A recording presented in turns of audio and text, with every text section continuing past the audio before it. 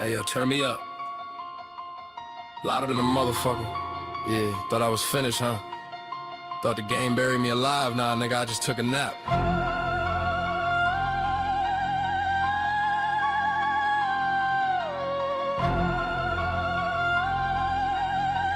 Yeah. I'm back in the bitch like I'm a back bitch, like I never left. Same breath, new death, niggas looking stressed. Y'all was dancing on my name, throwing parties on my grave. Now the ghosts in the room got you acting well behaved. Yes, scam money don't make nothing. These industry niggas wearing collars with the tags, master call, they wax it. Roll over brag, I ain't signed shit, but my name in blood on the mirror. Every barber resurrection, make the fakes disappear. Move on, nigga. Y'all streams bloated, souls deflated. I'm the glitch in the matrix, they still ain't updated. Fuck a coast, I'm from a puppet on a string. I'm the pull up in the black man's doing my own thing. No label, no problem, bitch. West side, I'm back, nigga. Tell 'em ring the alarm back like I never left. Middle finger to the farm. All you house niggas still milking that machine. I'm off the plantation, pockets fat, so clean. I'm back, louder than your whole crew. Y'all sold the wave, I became the whole pool. Drown, nigga, drown, splash. Pull up, dripping tar, still smell like smoke. These niggas TikTok dancing for the same joke. I was gone for a minute, now the timeline shook. Every post a confession, y'all look spooked. Boom, motherfucker. They paying for the verse, I'm paying for the truth. Differences, I own the masters. Y'all still in the booth, reading scripts from a suit that don't even rap. I'm the glitch in they pitch, watch a whole do collapse. My followers, ghost riders, wearing the chains. I'm the only nigga in the room with real pain in his veins. Yeah, celebrities, I'm still the streets. Back like cook crack, watching things OD on the beat. Overdose, nigga. I'm back, nigga. Tell 'em ring the alarm back like I never left. Middle finger to the farm. All you house niggas still milking that machine. I'm off the plantation, pockets fat, so clean. Run me my shit, Back, louder than your whole crews. Y'all sold the wave, I became the whole pool. Tsunami, bitch, wave. Third time I done pulled up, y'all still on the same song, same hook, same look, same dick y'all riding on. Nah, keep going, expose yourself. I'm the echo that won't die, the glitch that won't patch. Every time you drop, it's like who the fuck asked? These niggas do anything for a viral moment. I do anything for the culture, see the difference, don't it? Big difference, little nigga. Facts, I'm back taking spots I ain't even want. Just to remind y'all the throne still haunted. Fuck a top 5 on the Portuguese outside, rattling your plaques while you still alive. Rattle, rattle, scary hours, 50. Yeah. Told y'all I ain't going nowhere. Just went to go get sharper, now I'm back in y'all nightmares. All you least souls better read them clauses. I'm the fine print nigga forever in your pause. Read that shit twice, you heard?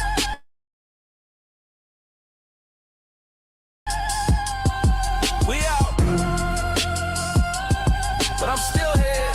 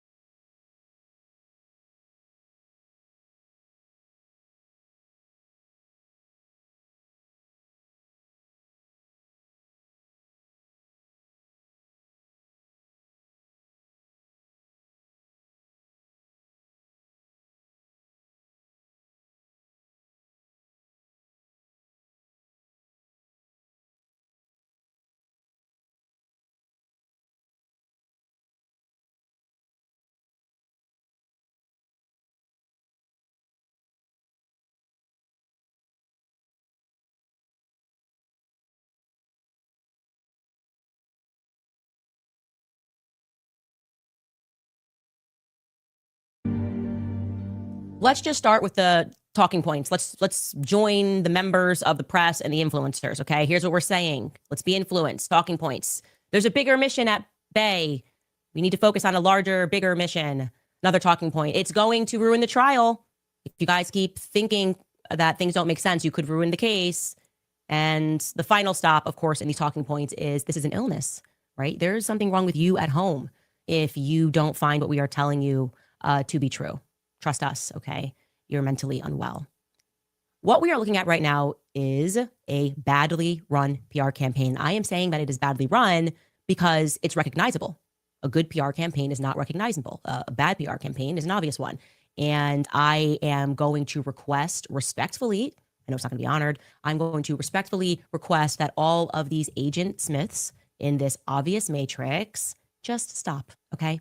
This PR campaign, it's been nonstop since Charlie was shot. It was honestly dead on arrival, okay? We do not trust this. We do not believe this. And yet we are wildly kind of in this position where they're testing to see how many times they can say the same thing before they convince everybody else at home that it's true, okay? Their equation that they seem to be running, if it's that formula, is talking points multiplied by 10,000 talking heads must equal results, okay? They believe that with enough of an echo, they can override basic human instinct, basic intellect, really. There is, I would like to be very clear, nothing that feels right to me about the Charlie Kirk assassination, and especially the way that some of his employees and friends have been behaving since that assassination. And I'll preface this with, I am very sorry if that offends you, Erica. Genuinely, I am sorry that there is no amount of increase in pressure and propaganda and headlines written about me that are going to convince me. And by the way, I'm just the conduit, right? You're attacking me, but you're angry that also the masses have not accepted this. There's not a number that is going to convince the masses that his human neck, stopped a 30-06 bullet, okay? And not even just stop the bullet. I also want to be clear here.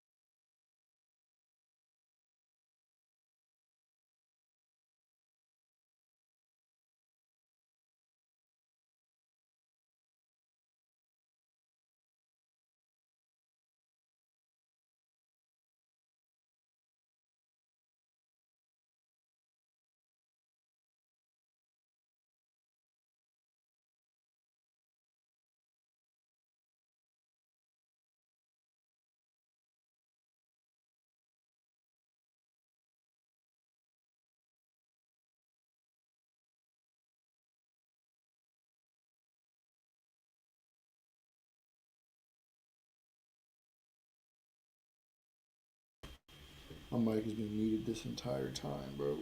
See, this is why I wish y'all bush campers would quit just sitting in the fucking bushes and actually talk sometimes.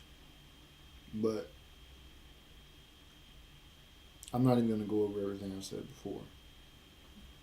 But I saw a video that basically demonstrated what a 30-06 would do to an adult male's neck.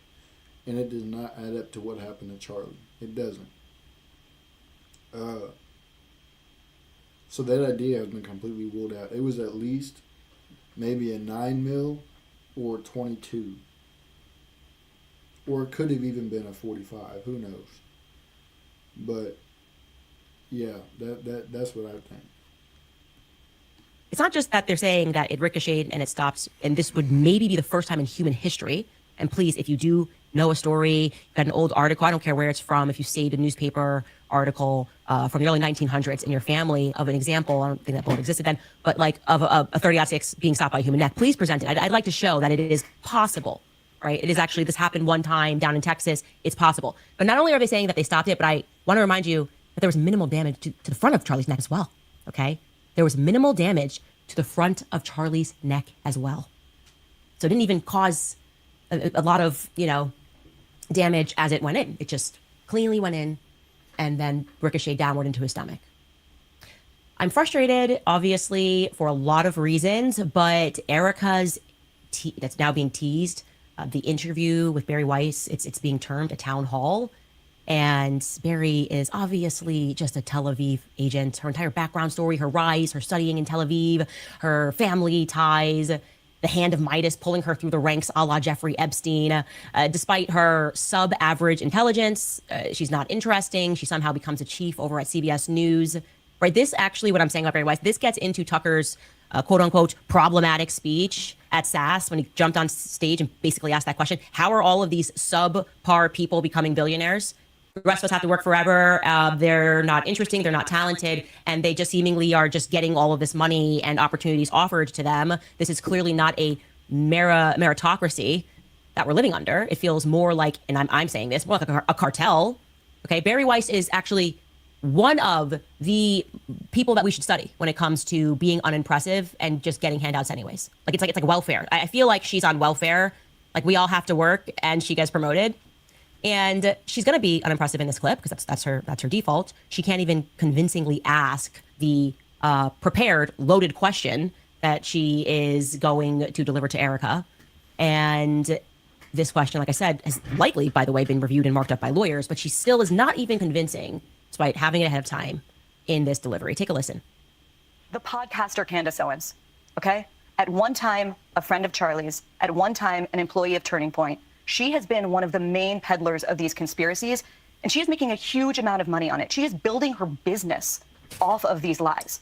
What do you want to say to her and the other people that are putting these lies out into the world right now? Stop. That's it. That's all I have to say. Stop. So this is just to me. I'm going to also let you know they pre-recorded this. Obviously, I told you this yesterday from about 11 o'clock to 4 p.m. I have sources just everywhere. CBS News, the people that were in the audience I showed you were emailing me, and they had to do multiple takes because Barry wanted to read a prompter. These questions were pre-submitted, okay? And I would like to respond to this loaded question. What would you like to say? The podcaster Candace Owens, and I'm not even going to address this repeat talking point about people making money, except for the people that have actually made off of all of the money, millions upon millions of dollars. But this is the new thing. It's like if you keep doing what you were already doing in podcasting, or keep doing what you were already doing and doing ballistics on YouTube, if you catch a bunch of views, they want to convince you that like you wake up and you turn into a millionaire. Building her business. What are you talking about? I already had this business. I was already at the top of the charts. Okay, I said I wasn't going to talk about it. I actually did because it's so ridiculous. Okay. But she says, I'm lying. And Eric responds, and her answer to what do you want to say to the podcaster can't. Yeah, bro. Anybody who thinks that she's building her business or her brand off of this you clearly, either you haven't been paying attention to her platform before this happened, or you're straight up retarded asking questions like that or saying things like that because she's had her platform for a long time. And her platform was already popping way before Charlie Kirk died. It's just goofy that these news outlets will knowingly lie and make up lies to make somebody look a certain way. And it's like, bro, come on now.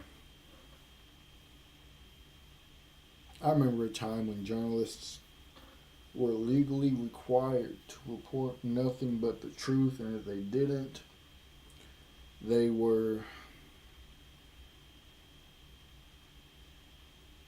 I don't remember if they got arrested or if they just straight up got fired or if they got blacklisted from journalism or what. So they had to face consequences for making up lies back in the day.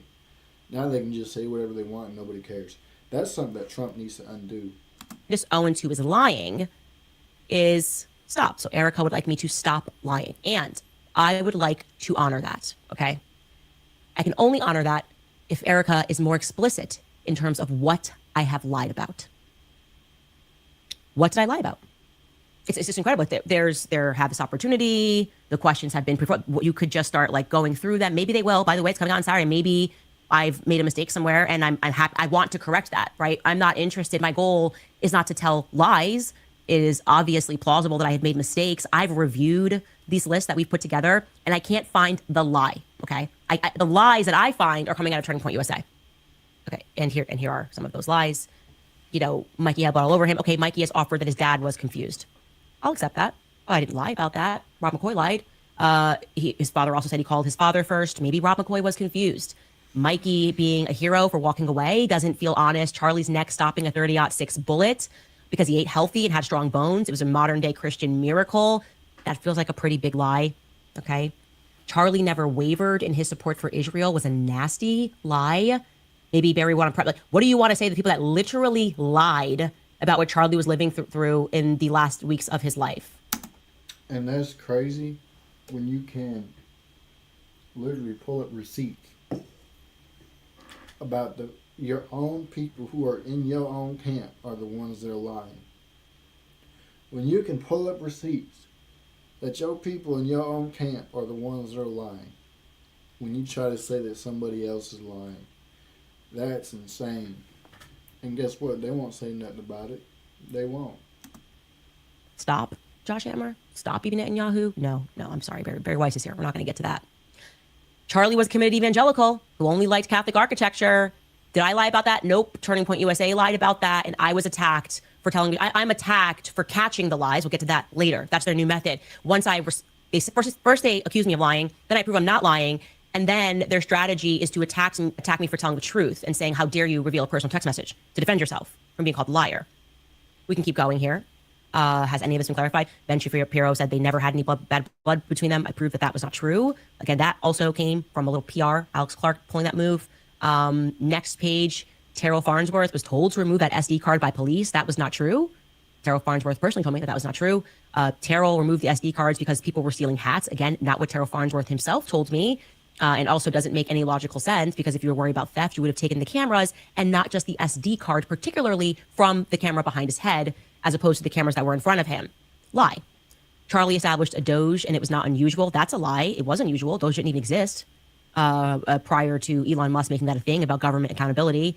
Charlie Kirk's team did not fly drones. Major lie. Brian Harpole told that lie. Brian Harpole also told a major lie when he said that the security had communicated with UVU police to secure those rooftops. That was a lie. It was actually the walkway behind. What am I getting here? What have I done here in this presentation that I lied about? Have I made mistakes along the way? Yes, I'm not perfect, and I will always adjust those mistakes. So I'm asking you to tell me what I lied about. Why is there not the same energy also for the feds? Because they told some lies. We got a list of those too. We put that together. We would like some clarity. Again, Charlie being shot with 30-06. The lover text messages mysteriously presented without any timestamps, lying about how Tyler Robinson was arrested. They claim that he confessed and turned himself in. That's not what happened. That he said he was guilty. All of his father said he was guilty. That's not what happened. Never revealed that Tyler Robinson was at the Dairy Queen following the assassination. He was throwing clothes away, as I presented to you guys in the cemetery. That's problematic to the timeline. We'd like some clarity. That's an oddity. They said Tyler Robinson was arrested wearing a maroon shirt. That actually was also not true. They said Tyler Robinson was suicidal, but also turned himself in because he was afraid of being shot by police. Those two ideas seem to be running into each other. How can both of these things be true? Did he want to die or not want to die?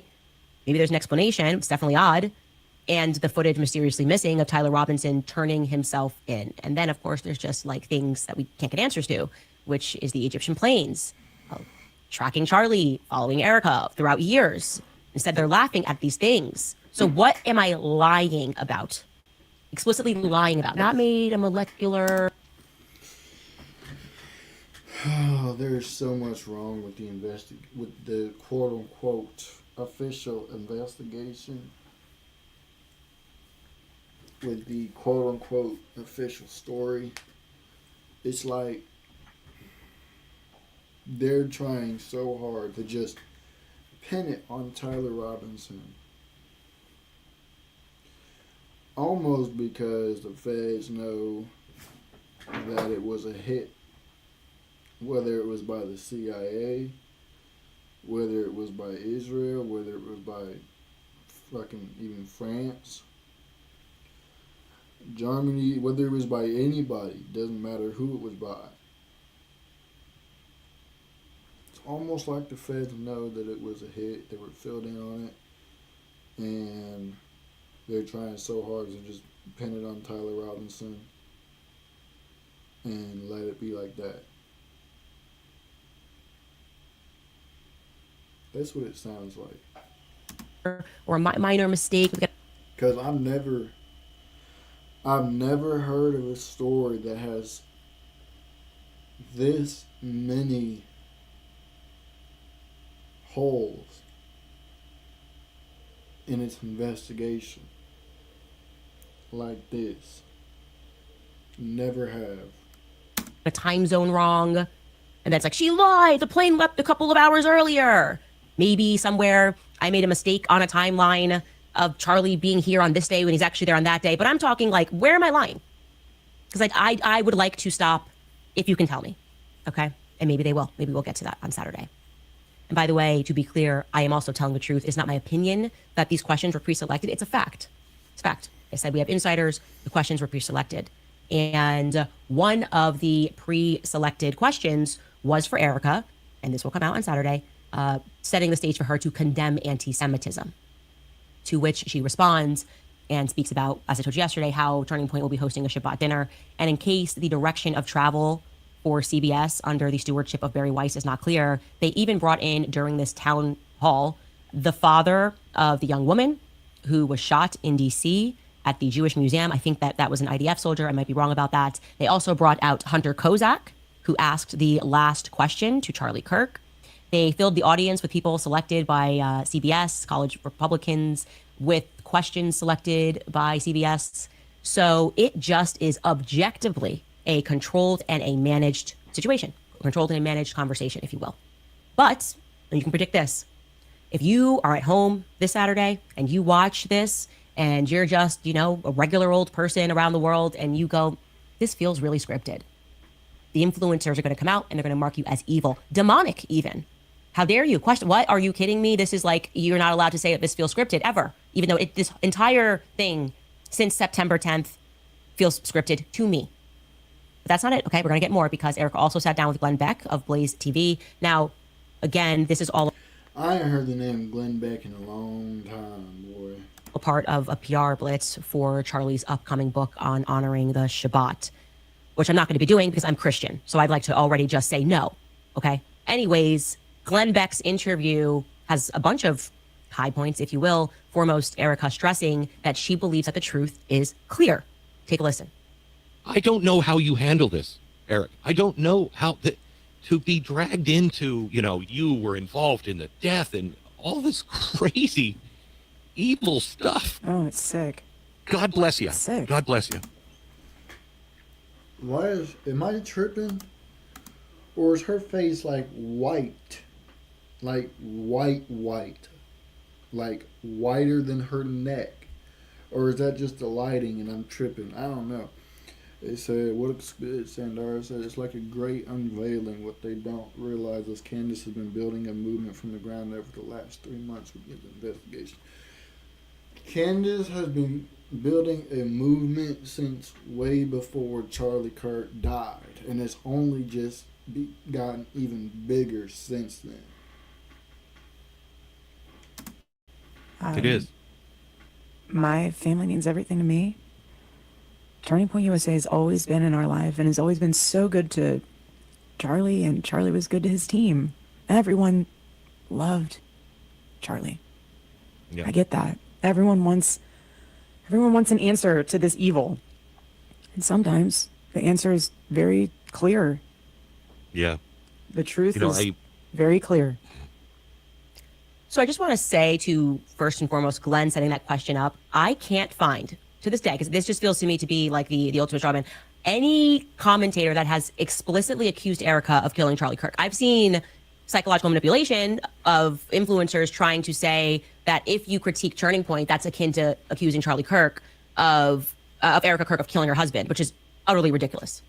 But I've never seen, and maybe I missed it, I've seen a lot, somebody come out and say Erica Kirk murdered Charlie. But that's what they set up always, which is like, I don't know how you are. I've seen people digging into her background. I've seen people speaking about her Romanian charity. I've seen people looking into her mother, all of that. I've seen all of that, but I have not yet seen where this idea that they keep trying to seed into our minds that asking any questions is equivalent to accusing her of murder. That even that feels manipulative to me. Then comes in this totally organic question from Glenn Beck. totally organic, right? And this is going to be the extreme appeal to authority, which is, okay, if we don't want to answer any questions, we're just going to say, you don't understand how the court works. You shouldn't be asking questions because that could potentially ruin the upcoming trial. Take a listen. You concerned about his assassin is in court today. Are you concerned about being able to have a jury that's not been tainted? No, it's a real thing, Glenn, and you get this. A lot of people don't, and I think that we need to do a better job of educating our citizens about our court systems. A lot of people don't know how an actual trial plays out. I am very curious about how the United Healthcare case plays out. We are living in a day and age where social media can absolutely impact. I feel it can. The reason I say that is because I don't want a tainted jury pool. I want justice for my husband. Anytime we have leads, anytime we hear anything, we send it to the authorities. We're not messing around. None of us are involved in my husband's murder. None of us. Turning Point USA, myself, any of these other crazy accusations, none of us. Okay, so this is what I mean, where I just feel like we're just doing the same thing over and over and over again in politics, where you can just apply any situation. Like it's how it starts. It's like they come up with the narrative and it feels really stupid. Like applies to COVID, whatever. And then people start asking questions because it feels really stupid. And then they tell you like, oh, I wish you guys were more educated about science. I wish you guys were more educated about doctors and nurses, and like, you're just not there. I wish we could explain to you how these things work. You're going to have to trust the experts. And yeah, I actually think that also because you guys are not trusting the experts, we're going to have to censor people on social media as they did during COVID, because social media is problematic. Actually, the problem is free speech ultimately, right? Like the problem is that you have people on social media who are talking common sense and they don't understand this. Okay. That's like, that doesn't work for me. It doesn't work for me and it shouldn't work for you. And this next portion is where we get into the mass formation psychosis elements, which is when they're trying to modify our behavior, the behavior of the masses, and they kind of want us to all form around this idea. And this is kind of actually the we're all in this together psychology that you're about to see, right? The higher calling element of the psychological conditioning. You guys are focusing on the minutia of that day and whether or not the government is involved with assassinating Charlie Kirk. But, Tim Pool's telling you guys there's midterms and there's things, that's the higher calling, right? The masses should get around that higher calling. Like, even if it goes against your gut to mask your toddler, even if it goes against your gut to let your grandma die alone in a hospital, even if something is screaming at you, and you're saying, why does this all feel abusive? Like abusive to toddlers, abusive to our grandparents, let them die alone. Why does it feel to me, my instinct tells me that we shouldn't put medical masks on on toddlers who can't see expressions? Well, the higher calling is that you should always ignore your gut, right? Because we're all in this together and there's something bigger that we can aspire to. You should violate your gut instinct. And that's what's coming next. Take a listen. I don't need you to comment on this, but I think mental illness is involved in some of this stuff that is online. Yeah, I think it's really, and Glenn, I'll be honestly, honest, I am not going to waste my time. I'm not going to waste my time in combating people, going toe to toe, calling people names. That's just not me. That's not how Charlie operated. There's no reason for me to go down a dark place like that. I'm so tired of the fracture. What drives me nuts is that Charlie, he has worked and provided and has blessed us with so much, like literally his book, he has blessed us with so much wisdom, so much, he's just such a good thought leader. He blessed us with laser focus on the mission, on saving this country. But instead, we're so focused on who did what. Like, yes, we will figure all that out. Yes, this is a murder case. He did not die in a car crash. Yes, that will be handled. But my husband's legacy is not about his murder. My husband's legacy is what he left behind. I just reject that. Okay, I reject. Yeah, but I don't know if I'm tripping or if it seems like she. I mean, it could be a number of different things, right? It could be she's just straight up emotionally, physically, mentally, spiritually exhausted, and she's just tired. Could be that she's kind of faking this kind of like sad, sincere type of act, the way she's talking. It could be that's just genuinely how she is. I don't know, but I mean, I've never seen much of her, so I can't say which one it is. Which is why I say it could be in multiple different things. But to me, it kind of seems like her demeanor, the way she's talking, almost kind of forced. Maybe I'm wrong. I don't know. That there's a higher calling that we need to all get around, and the legacy of actually the legacy, if we find out that the government is implicated, and it looks like to me, and I think a lot of people on the outside, the government is implicated, otherwise it wouldn't require every department of the government using propaganda to convince us against common sense, okay?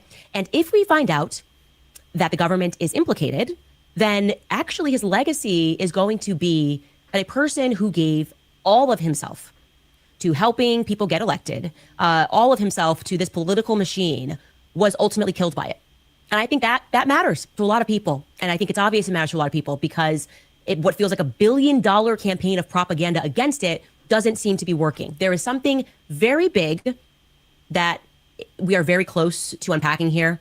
And the panic that we sense right now in deploying what feels to me to be a really nasty emotional tactic here, basically trying to say to people, how dare you go against the grieving widow? How dare you go against David Hogg, right? And you're like, well, I don't know if David Hogg, I know I'm very sad, obviously, that a school shooting happened. The Parkland shooting at high school should not happen. No child should have to live with that. But why does that mean David Hogg gets to go to Harvard, right? Does that make sense? Like, does he belong at Harvard? And they, how dare, how you evil, demonic person, are you possessed? How could you ever question his authority and whether or not he's equipped to run the charity and speak on, gun issues? He survived a school shooting. That's what they're doing right now.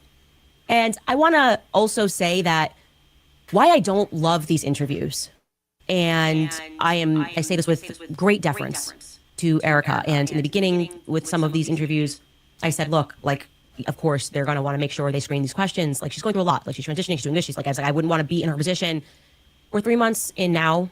Okay. We are still getting rehearsed answers. And I feel like what is missing from all of this is, I don't know, like passion, normal passion, not this like chat GBT feeling of, well, we all need to unite around the mission. It's like, no, I don't really care about cash. I would just be like, what is the borough doing? Has anybody traced this down? Okay, I don't know if Candace is crazy, but she says the French Foreign Legion was there. Has anybody chased this down? I texted her, I got this information. Okay, it's wrong. That's a dead end. Let me move over here. I've got files. I'm going to run this investigation alongside you, Cash.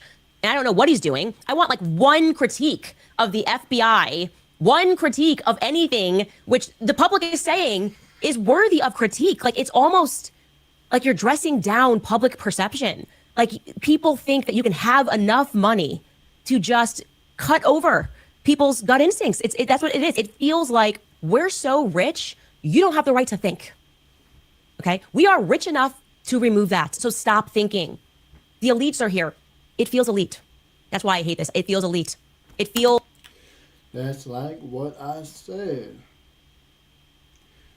A higher organization was involved, whether it was another country or within our own. And they're trying so hard to pin it on Tyler Robinson and just let it be that. And that's why they're so frustrated with Candace. And I get the feeling that Erica knows whether she was paid to let it happen like that, whether she was blackmailed to let it happen like that, or whether she was MK Ultra from the start and they put her with Charlie to set him up eventually. I don't know. But it feels like she's in on it somehow. And I don't mean in on the assassination itself. I mean in on knowing it was going to happen. Like the opposite of whatever turning point felt like when they were the underdogs, right?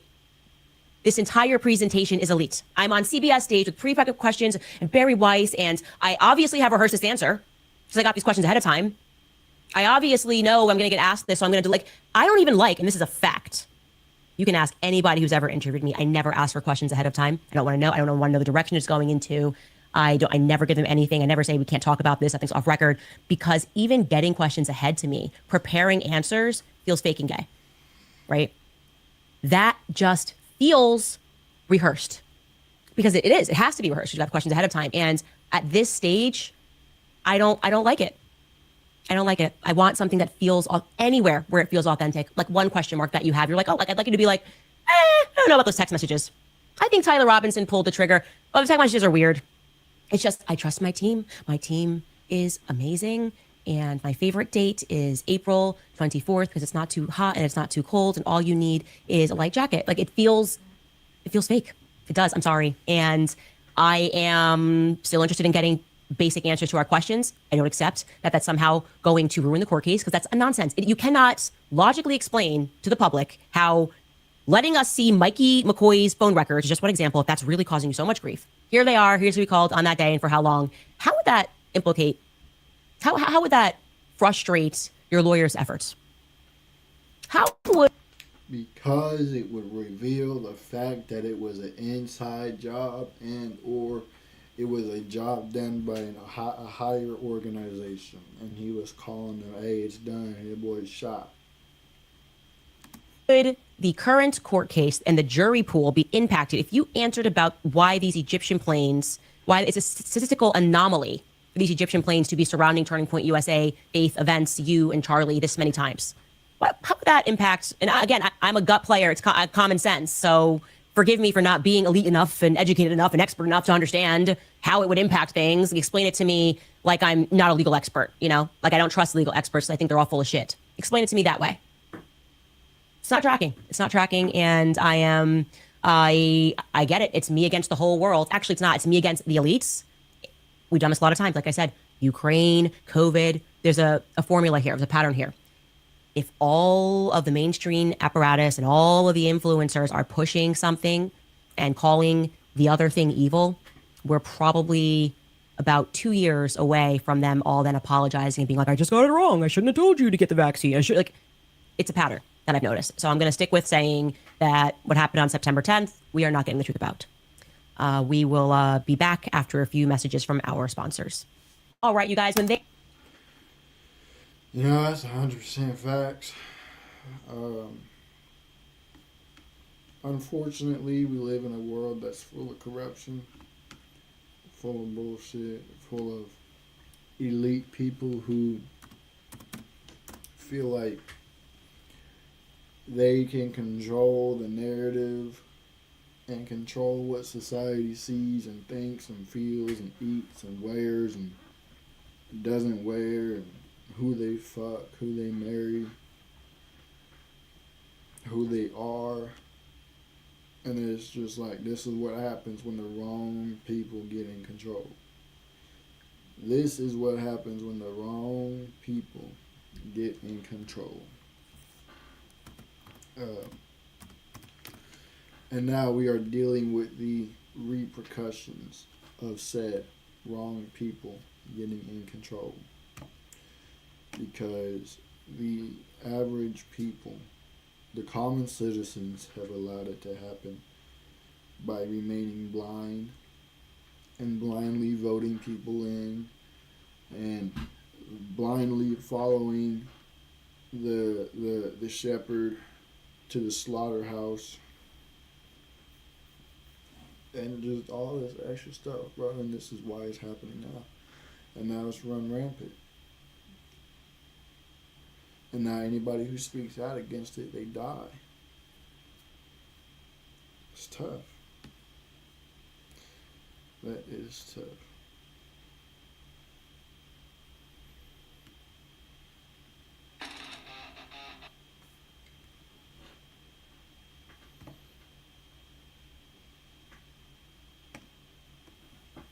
It's not too late. People are waking up. Technically, I mean, the only way it cannot be too late is if everybody realized the truth and overthrew the corruption.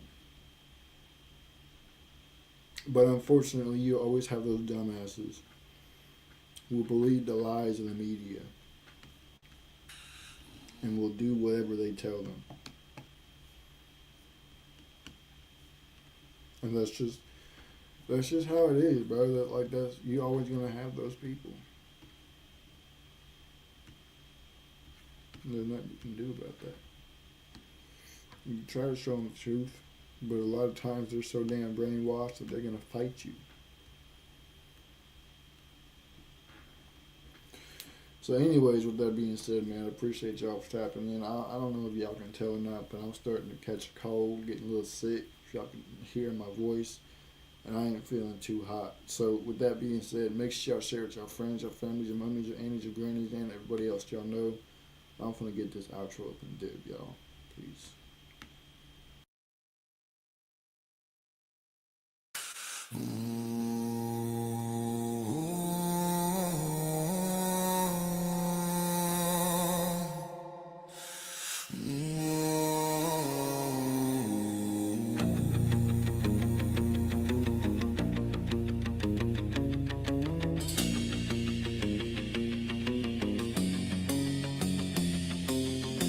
It's crawling under human skin. Their numbers track the lives we live.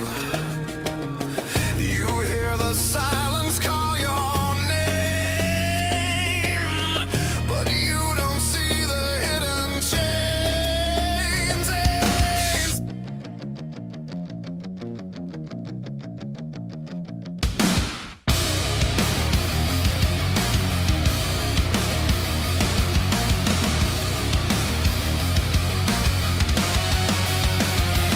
Every breath is logged and measured. Every step is claimed as theirs. In the wire, souls are bartered while the world's unaware. They disguise the cage in sunlight, sell compliance as a dream. But the grid is always watching, branding flesh with unseen seams. You're glitching in the silence. Some part of you still fights, but the signal drags you under when it calls you in the night. They become the chain code. You can feel the beast control, turning masses into data, bodies tracked and bought and sold. How can they fight the network when it's carving through the soul? They become the chain code, and it's tightening its hold. Barcodes etched into the spirit, flesh and numbers intertwined. Every thought is scanned and counted as they overwrite the mind. False redemption in the circuit, wired prophets preaching lies. Through the lens of hidden tyrants, they enslave you in disguise. You're glitching in the darkness, some truth is buried here, but the static keeps on calling and the end is drawing near. They become the chain code. You can feel the beast control, turning masses into data, bodies tracked and bought and sold. How can they fight the network when it's carving through the soul? They become the chain code, and it's tightening its hold. It feeds on compliance, your silence, its throne. It built its dominion through circuits and bone. There's venom in the signal, it pulses inside. The mark of the tyrant you're trying to hide. Something underneath is waking, but something beneath the flame. If the blind would see the binding, they could burn the hidden name. Tear the code the beast implanted, refuse the numbered claim. Rage against the circuit, poison or be owned without a name. They became the chain code. You could feel the beast control. Prisoners of the system, bodies tracked and bought and sold. They must